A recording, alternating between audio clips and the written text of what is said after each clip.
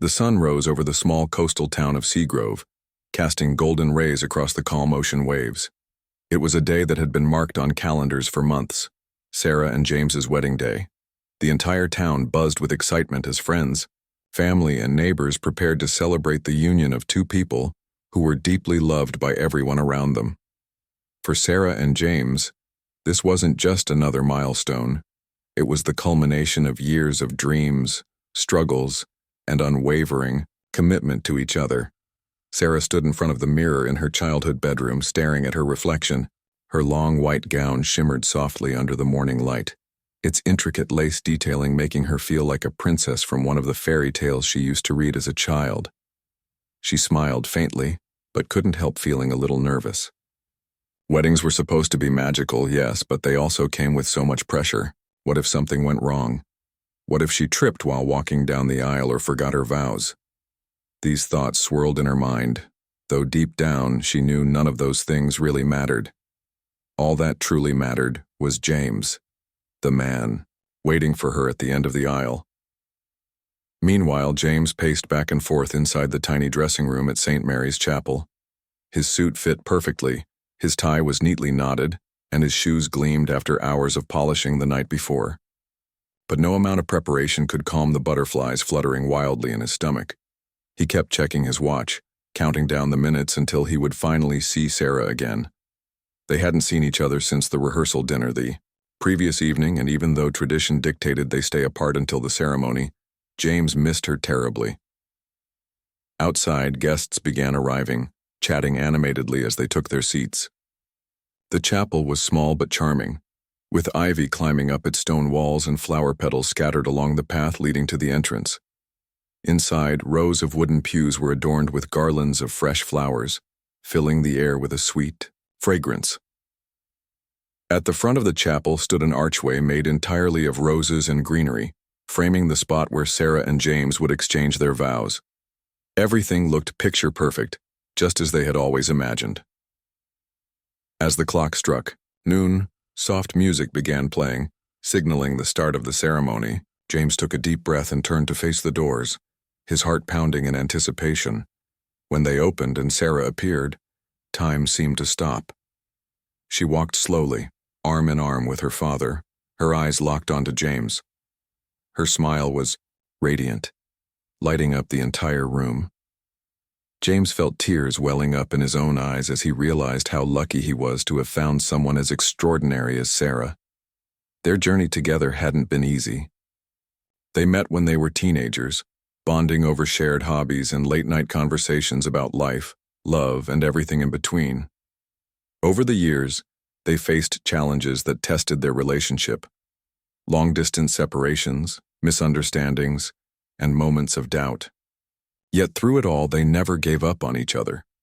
Their bond grew stronger with every obstacle they overcame, proving that true love wasn't about perfection, but about perseverance. Now, standing before their friends and family, surrounded by beauty and warmth, they were ready to take the next step. As the officiant began speaking, Sarah and James held hands tightly, their fingers intertwined as if afraid to let go. Each word spoken during the ceremony carried weight, reminding them of the promises they were making, not only to each other but to themselves. Promises to support, cherish, and stand by one another no matter what life threw their way.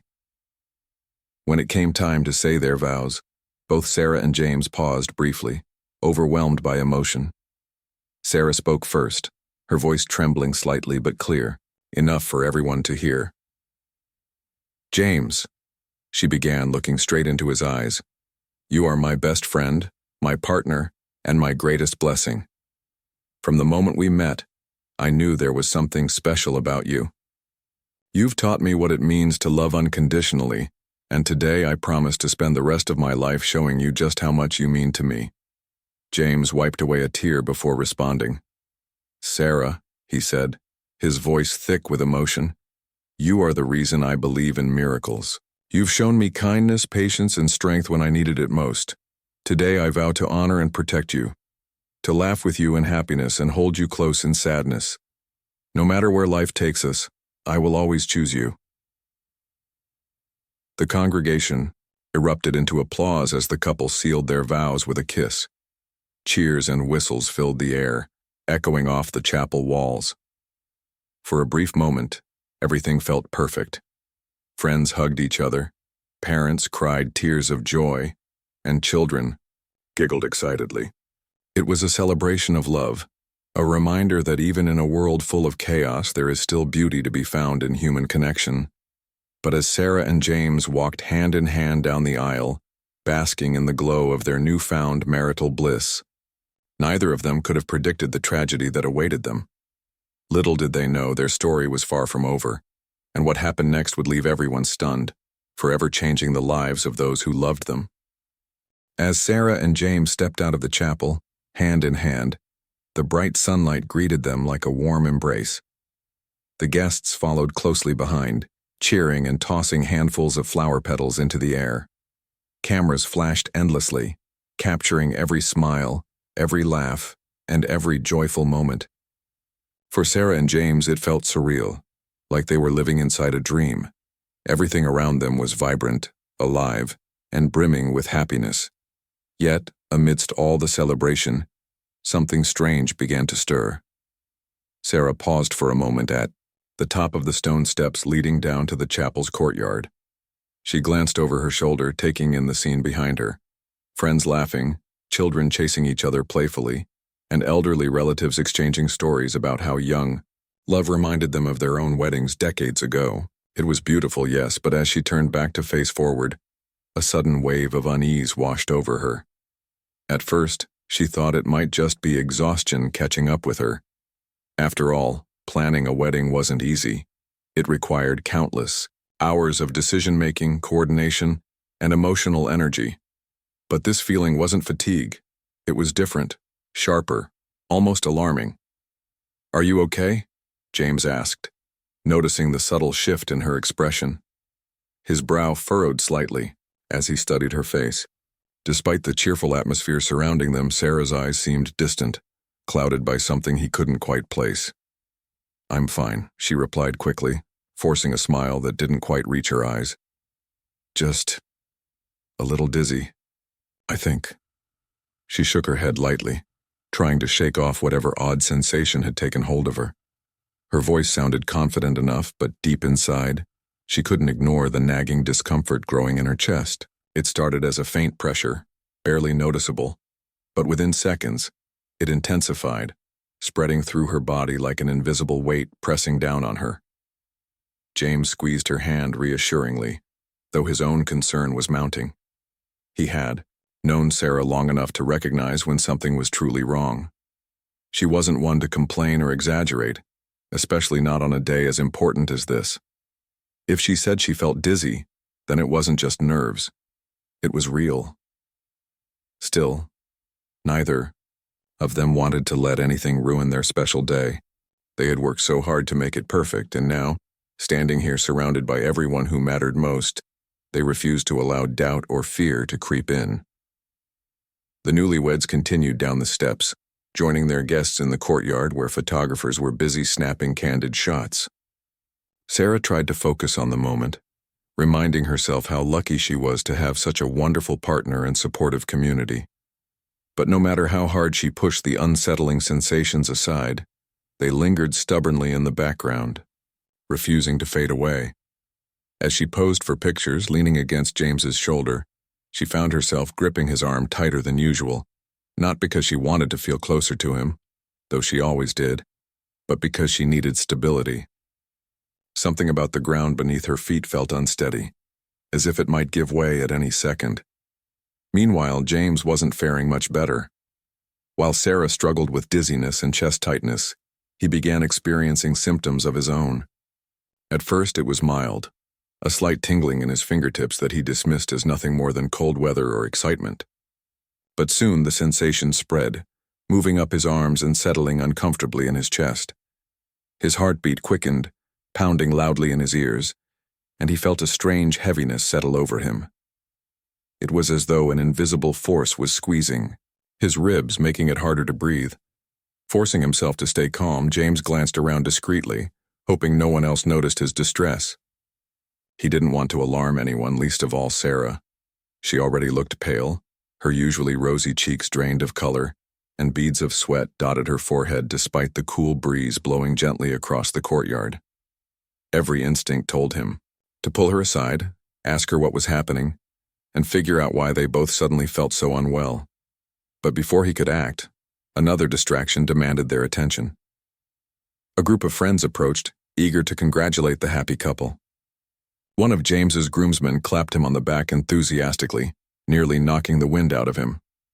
"You two look incredible," he exclaimed, grinning from ear to ear. "This is it, the start of your happily ever after," Sarah managed, a weak chuckle, nodding along as others chimed in with similar sentiments. Everyone seemed genuinely thrilled for them, and their enthusiasm was infectious, at least it should have been. Instead, Sarah and James exchanged a fleeting glance, silently acknowledging the shared unease between them. Neither dared to say anything aloud, fearing it might sound silly or dramatic. Surely, they reasoned, these feelings would pass once. They got some fresh air and settled into the rhythm of the day. But as the minutes ticked by, the symptoms only worsened. Sarah's vision blurred intermittently, causing her to stumble briefly while walking toward the waiting limousine. Guests gasped audibly, thinking perhaps she'd tripped on her dress or lost her footing on the uneven pavement. James steadied her immediately, wrapping an arm protectively around her waist. Hey, are you sure you're all right?" he whispered urgently, his voice low enough that only she could hear. She nodded again, swallowing hard. "Yeah, just need a minute," she murmured, clutching his arm for support. Her legs felt wobbly like jelly, and her stomach churned unpleasantly, threatening to betray her composure entirely. She clenched her jaw, willing herself to stay strong. This wasn't supposed to happen. Not today, not during the happiest moment of her life. James hesitated, torn between staying by her side and flagging down someone to help. Before he could decide, the photographer called them over for another round of photos. Reluctantly, they obliged, plastering smiles onto their faces as instructed. To anyone watching, they appeared blissful, glowing with newlywed joy. Only they knew the truth, that beneath the surface something was terribly wrong. As the photo session dragged on, James grew increasingly anxious. The tightness in his chest hadn't eased. If anything, it had grown worse, spreading outward, until it felt like his entire torso was being compressed.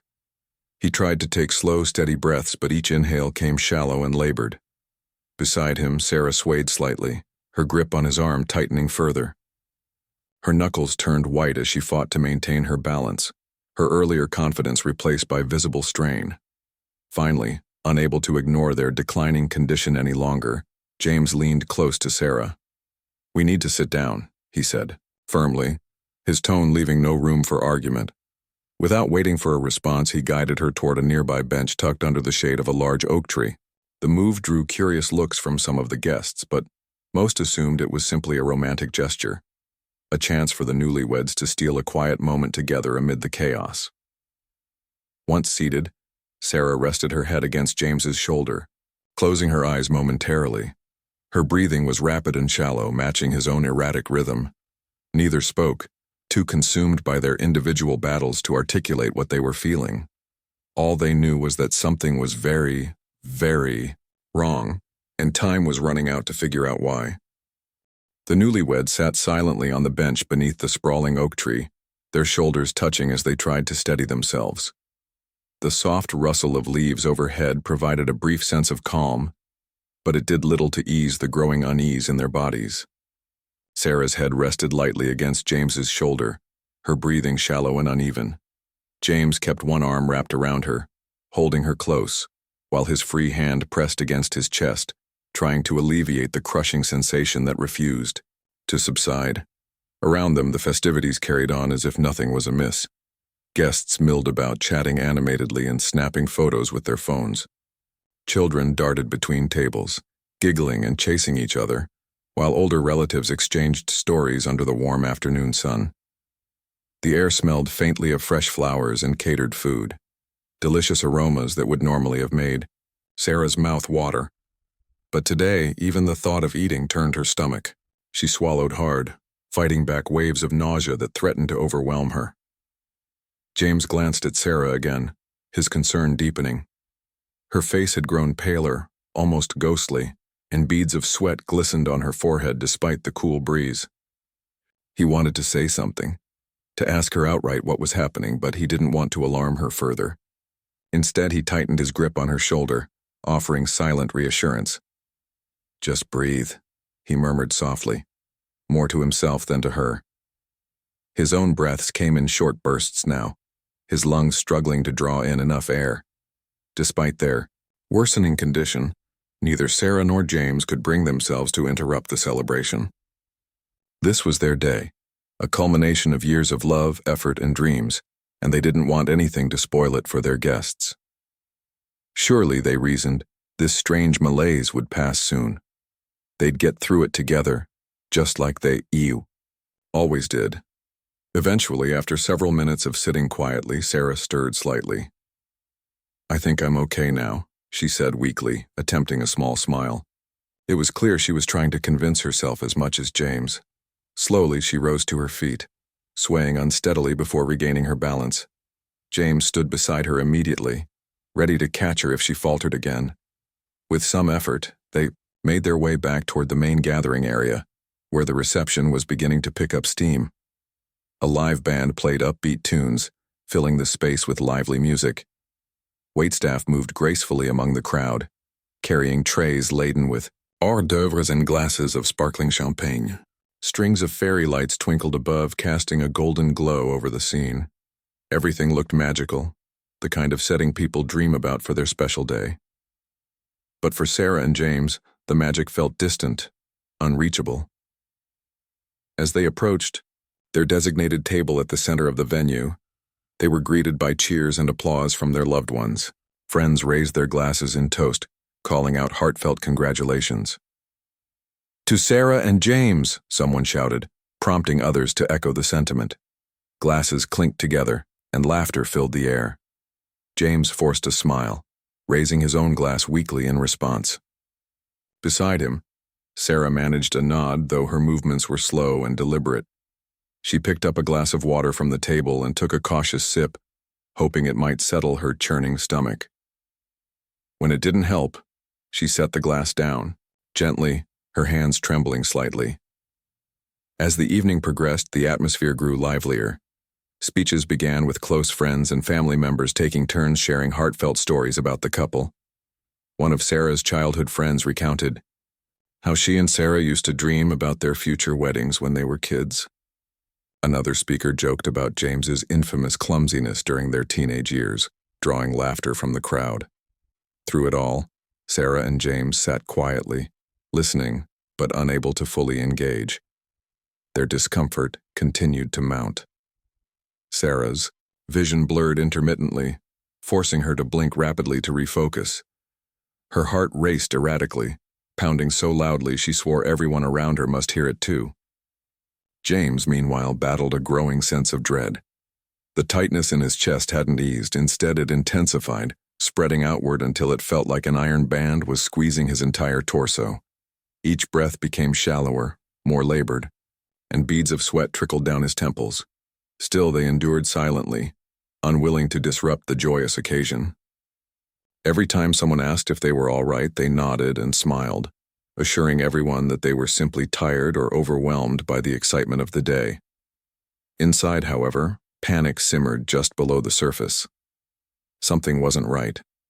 Something far beyond normal wedding day jitters or fatigue. The cake-cutting ceremony marked the next major event of the evening. As tradition dictated, Sarah and James were called to the front of the room, where a towering three-tiered cake awaited them.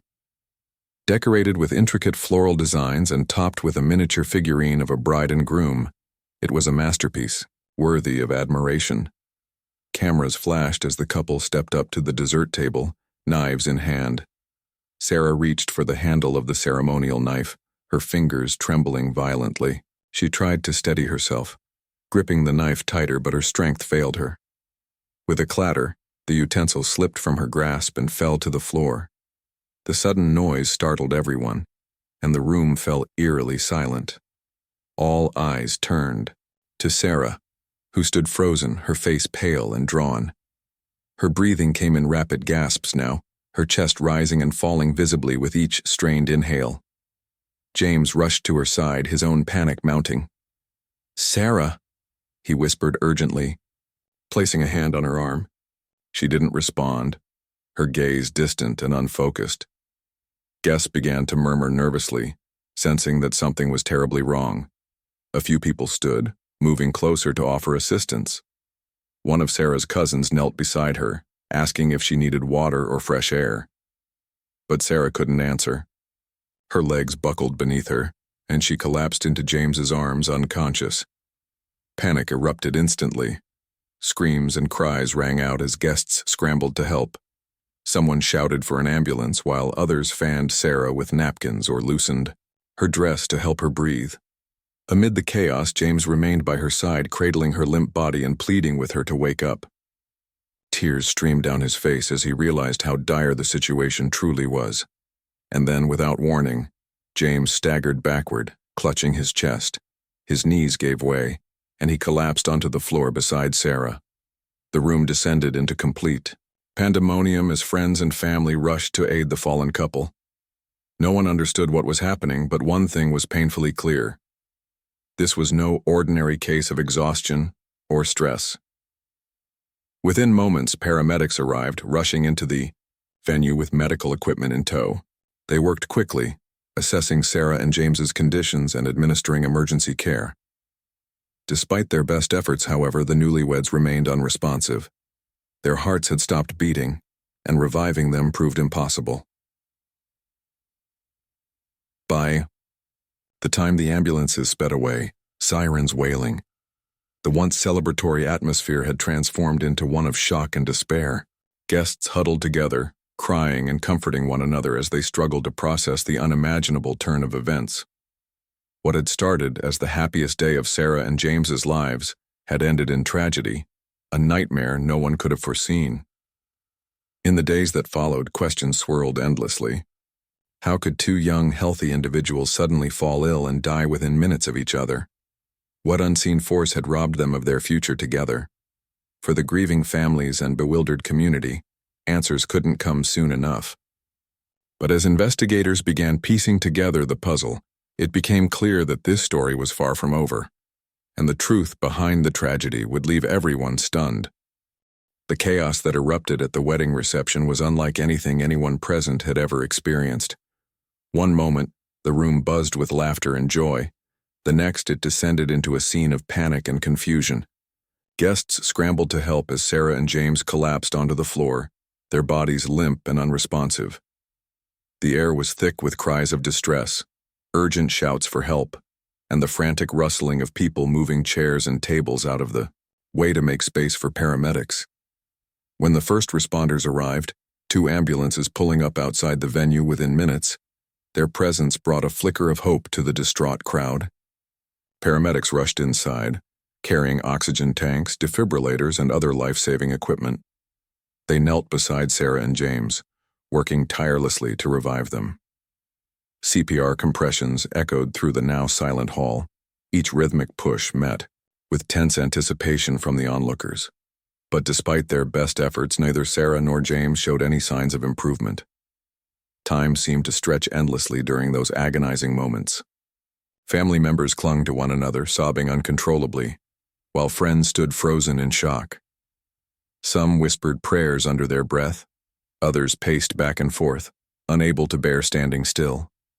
Every second felt like an eternity, as everyone waited for some sign, a gasp, a twitch, anything that might indicate the couple would pull through. Instead, the paramedics exchanged grim looks, their faces etched with frustration and sorrow. Finally, after what felt like hours but was likely only minutes, the lead paramedic shook his head solemnly. "We've done everything we can," he said quietly, his voice heavy with regret. The words hit like a thunderclap, silencing even the faintest murmurs of hope. Sarah and James were gone.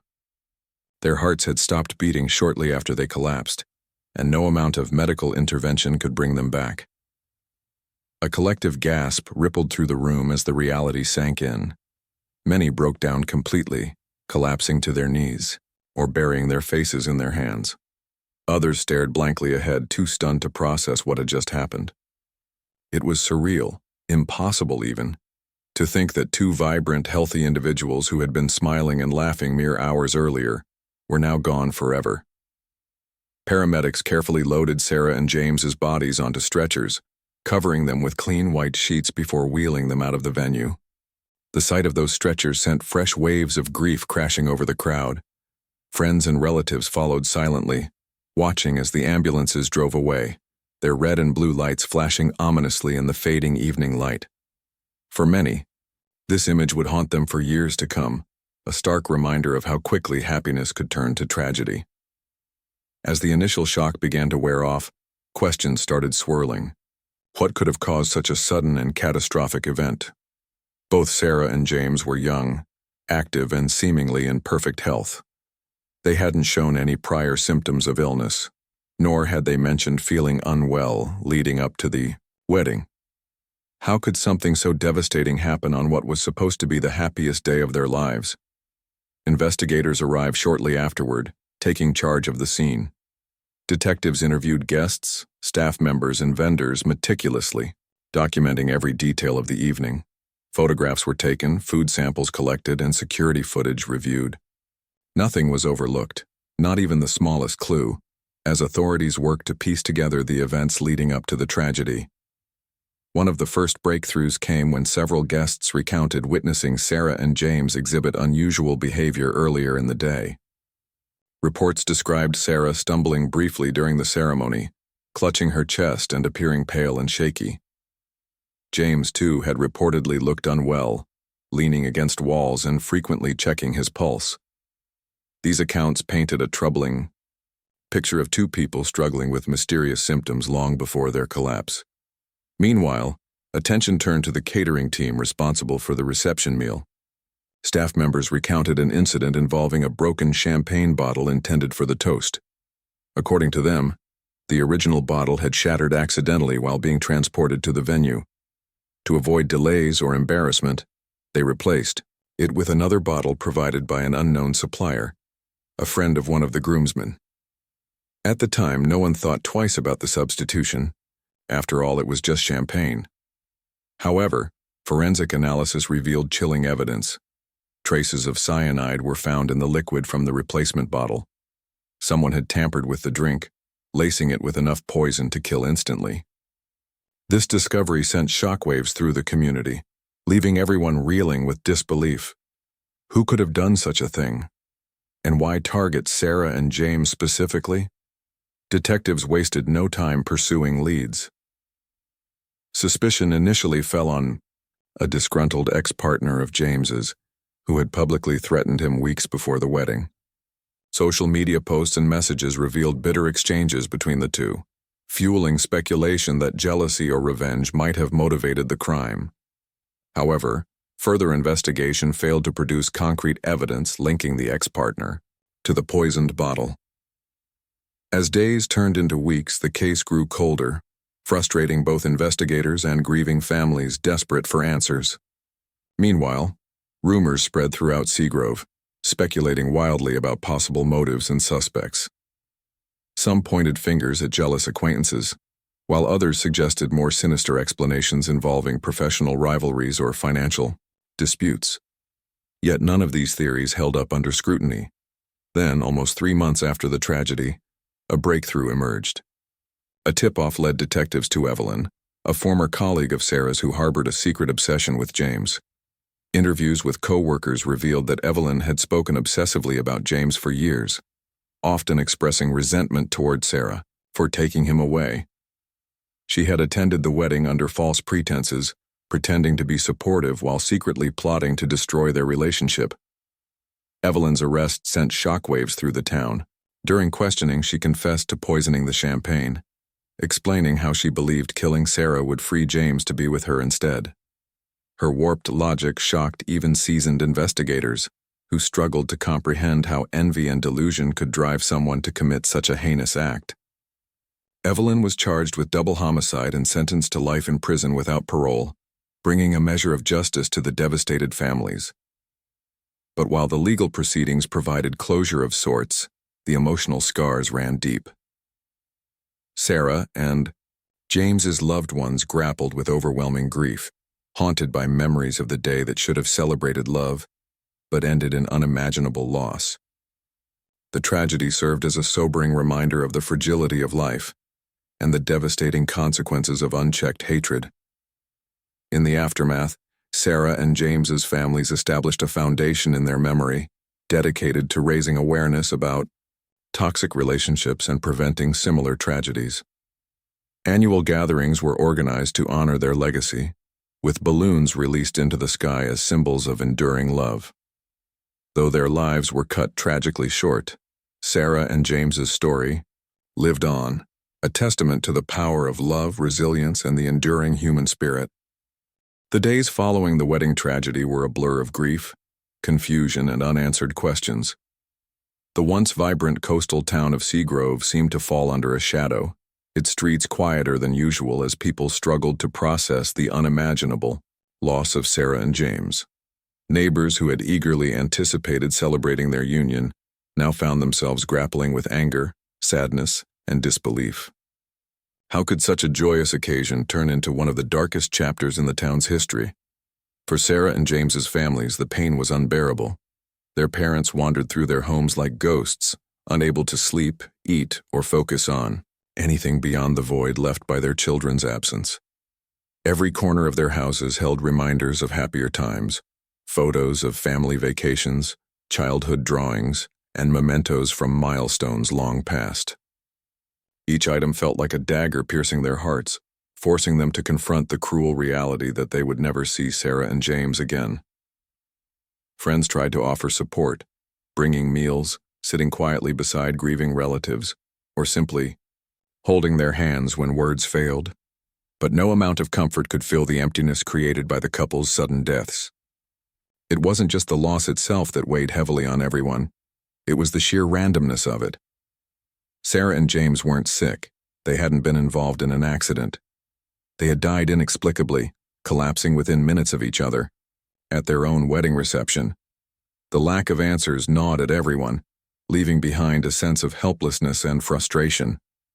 The investigation intensified as authorities worked tirelessly to uncover the truth. Detectives combed through every detail of the day, retracing Sarah and James' steps from the moment they woke up until their final breaths. Witnesses were interviewed repeatedly, security footage analyzed frame by frame, and physical evidence scrutinized under microscopes. Yet for all their efforts, the case remained shrouded in mystery. One key piece of information emerged early on: the autopsy results. Both Sarah and James had ingested a lethal dose of cyanide, a fast-acting poison, capable of shutting down vital organs within minutes. The discovery sent shockwaves through the community. Cyanide poisoning wasn't something you encountered in everyday life. It was deliberate, calculated, and deadly. Someone had gone to great lengths to ensure the newlyweds wouldn't survive their special day. But who? And why? As investigators dug deeper, attention turned to the catering team responsible for the reception meal. Staff members recounted an incident involving a broken champagne bottle intended for the toast. According to their accounts, the original bottle had shattered accidentally while being transported to the venue. To avoid delays or embarrassment, the staff replaced it with another bottle provided by an unknown supplier, a friend of one of the groomsmen. At the time, no one thought twice about the substitution. After all, it was just champagne. Forensic analysis later revealed traces of cyanide in the liquid from the replacement bottle. This chilling discovery pointed directly to foul play. Someone had tampered with the drink, lacing it with enough poison to kill instantly. The revelation sparked outrage among guests, many of whom had sipped from the same batch without realizing how close they might have come to sharing the same fate as Sarah and James. If not for some twist of luck, or perhaps careful planning, the death toll could have been much higher. With this new evidence in hand, detectives shifted their focus to identifying potential suspects. Suspicion initially fell on a disgruntled ex-partner of James's, who had publicly threatened him weeks before the wedding. Social media posts and private messages revealed bitter exchanges between the two, fueling speculation that jealousy or revenge might have motivated the crime. However, further investigation failed to produce concrete evidence linking the ex-partner to the poisoned bottle. Alibis checked out and forensic tests ruled them out as the source of the cyanide. As leads dried up, frustration mounted. The case grew colder with each passing week, leaving authorities and grieving families desperate for answers. Rumors swirled throughout Seagrove, with some pointing fingers at jealous acquaintances, others suggesting professional rivalries or financial disputes. None of these theories held up under scrutiny, leaving investigators no closer to solving the mystery. Then, nearly 3 months after the tragedy, a breakthrough emerged. A tip-off led detectives to Evelyn, a former colleague of Sarah's who harbored a secret obsession with James. Interviews with co-workers revealed that Evelyn had spoken obsessively about James for years, often expressing resentment toward Sarah for taking him away. She had attended the wedding under false pretenses, pretending to be supportive while secretly plotting to destroy their relationship. During questioning, Evelyn confessed to poisoning the champagne, explaining her twisted reasoning. In her mind, killing Sarah would free James to be with her instead. Her warped logic shocked even seasoned investigators, who struggled to comprehend how envy and delusion could drive someone to commit such a heinous act. Evelyn admitted to obtaining the cyanide online, disguising herself as a chemistry enthusiast to avoid suspicion. She then slipped the poison into the replacement champagne bottle during the chaos of setting up the reception. Evelyn's arrest sent shockwaves through the town. For many, the revelation brought a mix of relief and horror. Relief because the person responsible had finally been caught, but horror at the depth of her depravity. Here was someone who had known Sarah and James personally, someone who had smiled and laughed alongside them during the ceremony, yet harbored such hatred and jealousy that she was willing to end their lives in cold blood. As news of Evelyn's confession spread, reactions varied widely. Some expressed anger, calling for the harshest punishment possible. Others felt pity, wondering what could drive someone to such extremes. Regardless of their feelings, one thing was clear: nothing could undo the damage already done. Sarah and Jane's families were left to pick up the pieces of their shattered lives, knowing that justice, while important, could never bring their loved ones back. In the courtroom, Evelyn showed little remorse. Her demeanor calm and detached as prosecutors laid out the damning evidence against her. Witnesses testified about her obsessive behavior, while experts explained the lethality of cyanide and the meticulous planning required to carry out the attack. The jury deliberated for less than a day before returning a guilty verdict. Evelyn was sentenced to life in prison without parole, a punishment that brought some measure of closure to the grieving families. Yet even as the legal proceedings concluded, the emotional scars remained. Sarah and James's loved ones continued to wrestle with overwhelming grief, haunted by memories of the day that should have celebrated love but ended in unimaginable loss. The tragedy served as a sobering reminder of the fragility of life and the devastating consequences of unchecked hatred. In the aftermath, Sarah and James's families established a foundation in their memory, dedicated to raising awareness about toxic relationships and preventing similar tragedies. Annual gatherings were organized to honor their legacy, with balloons released into the sky as symbols of enduring love. Though their lives were cut tragically short, Sarah and James's story lived on, a testament to the power of love, resilience, and the enduring human spirit.